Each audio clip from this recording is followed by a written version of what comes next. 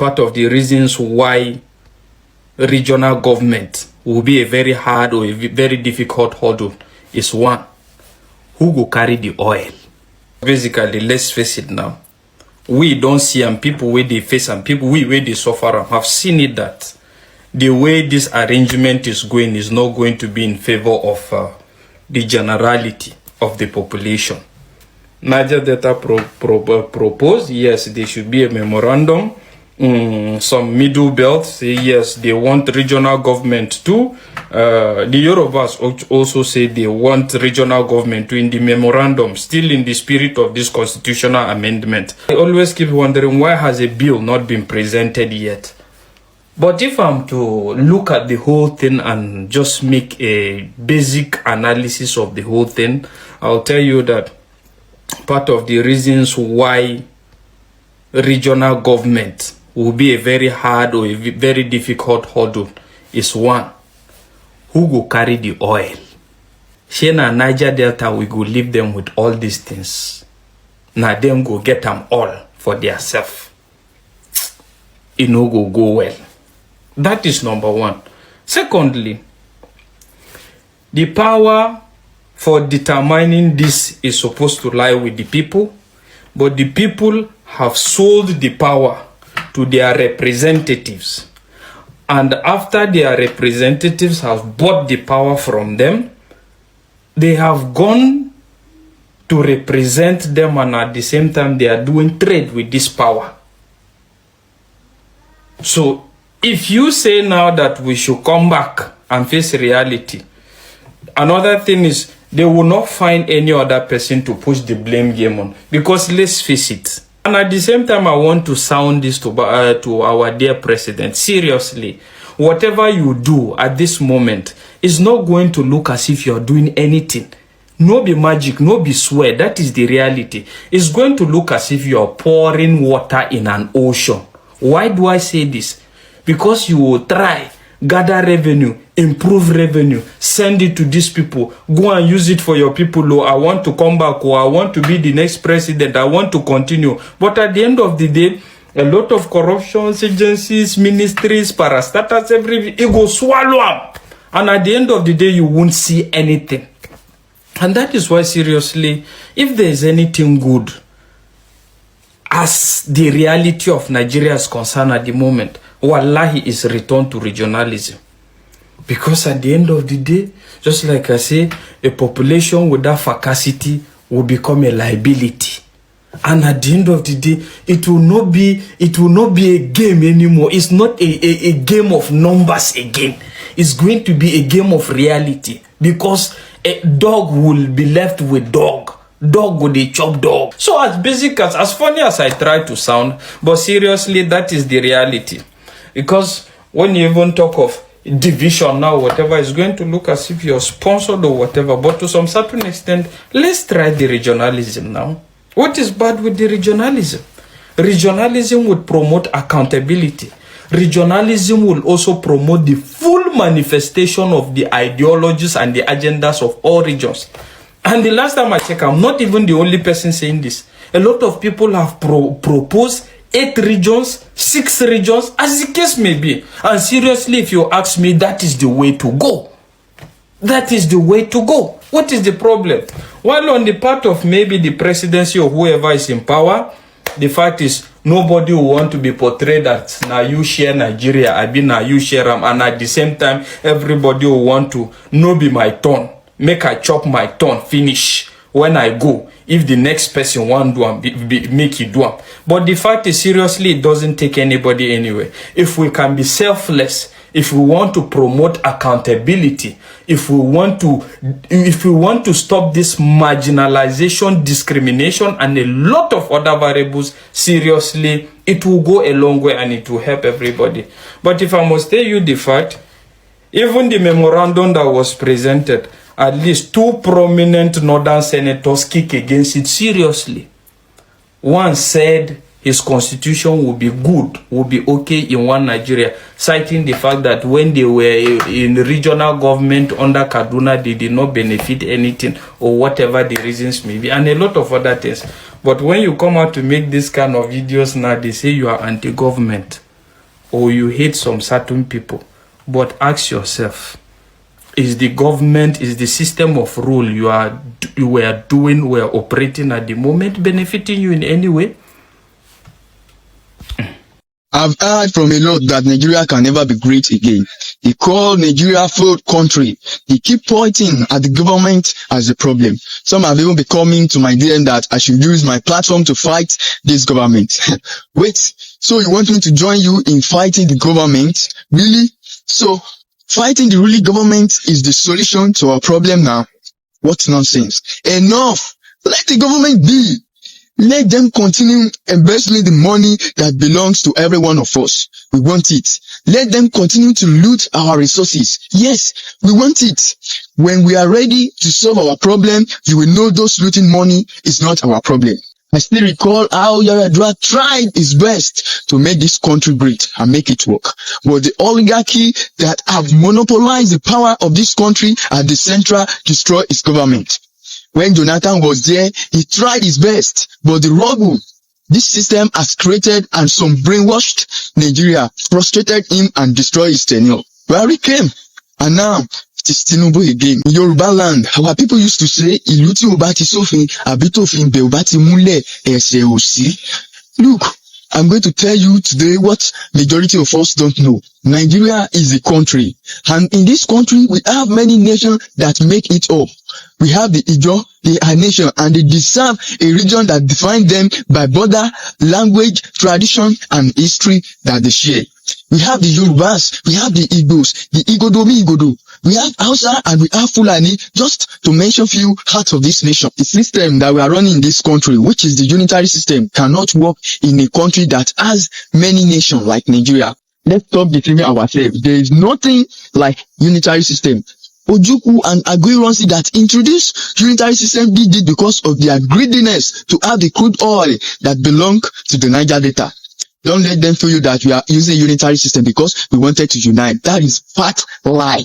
They are only united in sharing our resources at the central they created. We need regional system of government that recognize each nation in Nigeria according to their language, tradition, culture, and history.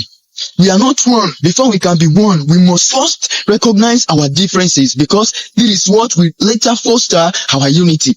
We need a constitution and system that will make us who we are and give power to each region so that they can control their resources and use it to develop their land. This unitary system is a fraud created by military government. When the British amalgamated us, you think they gave us the system that doesn't divide us? Stop blaming them. Blame the military that used decree to impose this system on us. Today, many people don't know that there is a difference between United Kingdom and England. United Kingdom is a country just like Nigeria is a country. But United Kingdom adopted a system that divided them and made them who they are.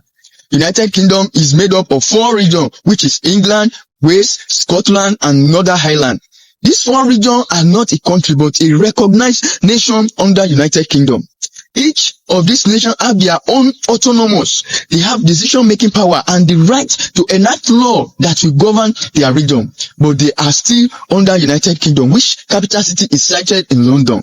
I do not see why they call it Great Britain. Because every region keep bringing greatness to this country with what they can make, not what they are given as salary. This is just a country of 67 million population, where majority of this population even come from England. They are not even up to Yoruba nation, but see how they settle their differences and learn how to live with it. They adopt a system that will allow each nation preserve their culture, tradition, and history. This is why many people don't know the difference between UK and England till today. But here in Nigeria, a country of over 200 million population with over 100 ethnic groups, want to be governed through a system that does not divide us or even recognize our indigenous language. And we keep saying the government is the problem. No! The foundation is the problem. Why can't we bring the government to where we can be seeing them?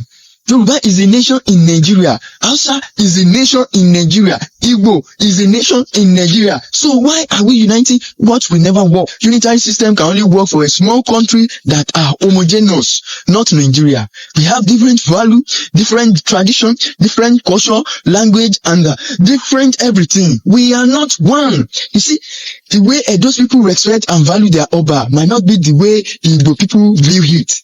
That is why Igbo need to have a region for themselves. Let's operate a dual constitution that allow each region to control their resources and develop with it. People of different culture can't be one. See, this constitution and this unitary system is what is destroying Nigeria.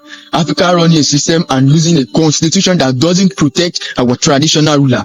Imagine local government chairman dethroning a king. That is an insult to us as Africa. That is why I said this system does not define us.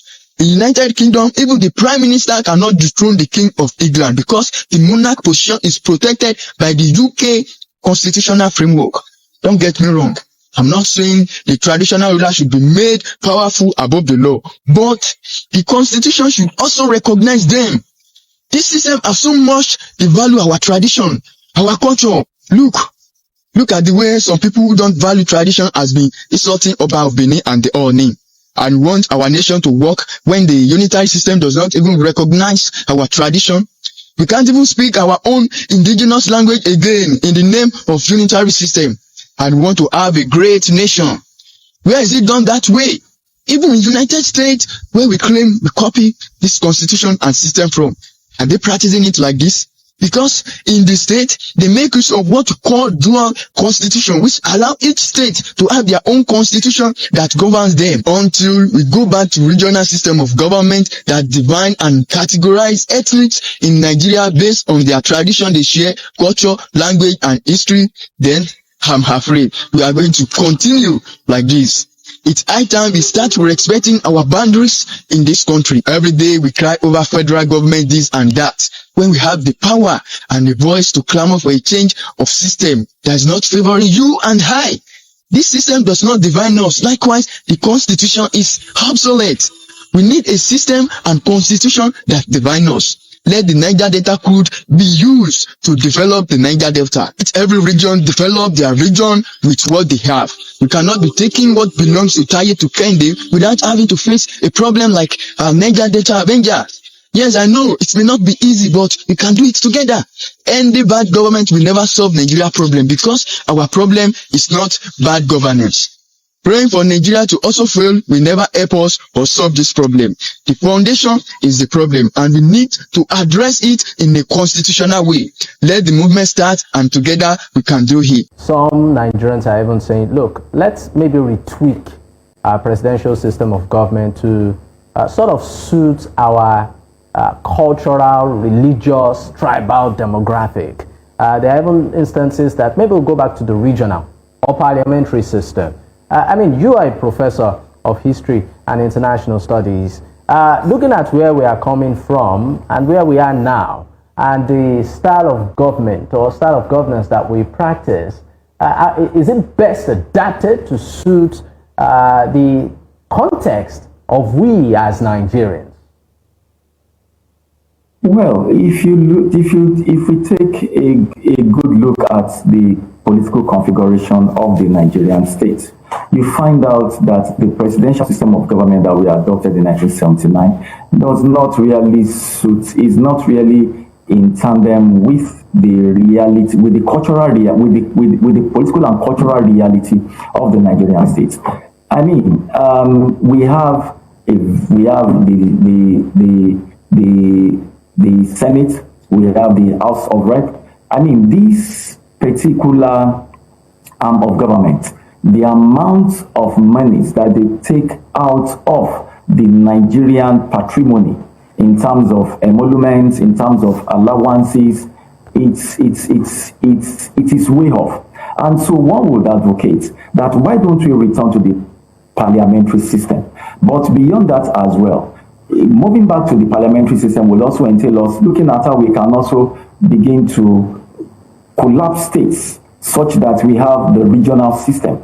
And with us having the regional system, let us reduce the amount of let us ensure that we have just one house, collapse the legislative, the Senate, and then the House of Representatives, because really these should be part-time jobs. If you look at if you look at other climes, the amount of money that is spent to keep the legislature running in Nigeria, I mean, this is just way out. But of course, because they are beneficiaries of the system, they will not be willing to accept any form of reforms in that particular sector. But until Nigerians themselves begin to engage with this, we may not make any meaningful way. You will be amazed at the amount of money that the Nigerian state will save. Many of the states are also not they are not states that can stand on their own. They depend on the center essentially for sustenance. And we have literally moved from what you call fiscal federalism to, as you can see and understand, this thing where this Arewa guy just said, if you think say na play, and if you think say na joke, and if you the wine I'm saying the do make him benefit in own people. Even on this thing where this guy they come outside can't talk, nobody to benefit anybody from any region. But in the do and make everything they equal, make everybody they enjoy everything the way it's supposed to be. But government seems not to give this boy attention. Why they give him attention? And I be this. You see people will be say, okay, they in front, they be leaders. We suppose they push all this thing, make it reach President Tinubu. Now then be the people will be say they remain behind. Anytime we say they don't see all this kind of thing, they go his pass commot, make the kind of country we see the UD. You see those leaders, those so-called leaders, where you see that they represent you for your region, where you think say okay that they do well for you, bro. Now your future will be say that they eat. Now your future where you and your children supposed to enjoy, now in that they enjoy. Now your own future where you and your own people supposed to enjoy, now in that they keep for their own children, now in that they keep for their own great grandchildren. So you hearing this, make you wake up, make you not be like say you they feel relax when others they cry for everything, when others they fight for their own freedom and regions ruling. Make you they sleep, make you just day your own door or day indoor, they like listening to listening people they talk, they just go past. Make you be like say you come be citizen of this country. So if you want make all this thing reach government, make them hear and way. Now when every one of us begin come out, they push all this thing out, now you go reach them. So make una know like they remain for back now. The advice way I say make I just give una for today. And for una we be say now they hear what we talk for here. If any of una get within one talk concerning this matter, make you drop what you have to say below. And if today's your first time, kindly like, share, subscribe. Thank you.